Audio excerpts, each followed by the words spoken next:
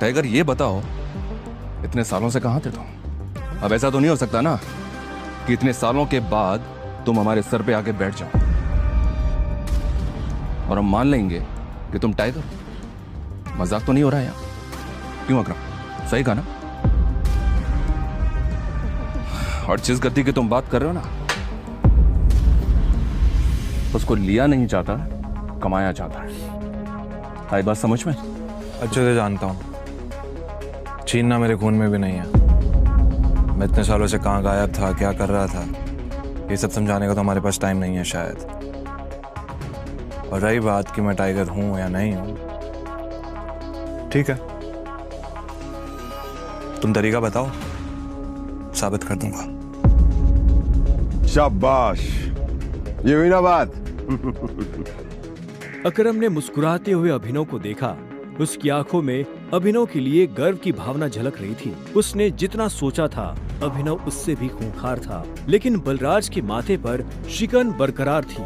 उसकी आंखों से पता चल रहा था कि वो इतनी जल्दी अभिनव को टाइगर नहीं मानने वाला था। वैसे भी पूरे ग्रुप में अगर बलराज किसी चीज के लिए जाना जाता था तो वो थी उसकी जिद। वो इस बात को नहीं पचा सकता था कि कल को एक बच्चा उसके सर पर बैठकर राज करे।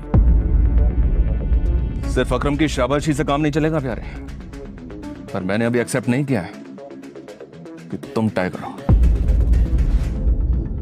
तुमने कहा कि तुम साबित कर सकते हो कि तुम टाइगर हो, तो ठीक है, मैं तुम्हें चैलेंज देना चाहता हूं।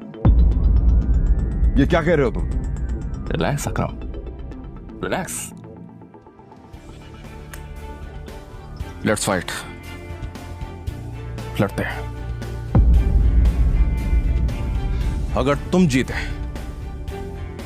तो हम मान लेंगे कि तुम टाइगर हो, लेकिन अगर तुम हारे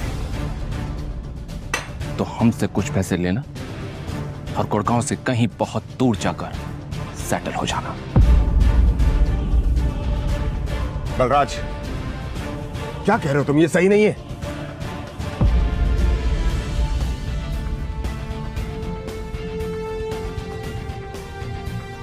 लेट्स फाइट।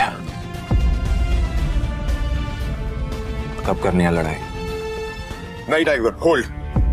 देखो, तुम्हें किसी को भी कुछ भी साबित करने की जरूरत नहीं है। That's it. अगर मैं जो भी कर रहा हूँ अपनी मर्जी से कर रहा हूँ। आज जो बलराज मेरे मुंह पे बोल रहा है, मैं नहीं चाहता कल को कोई ऐरा गहरा मेरी पीठ पीछे बोला है।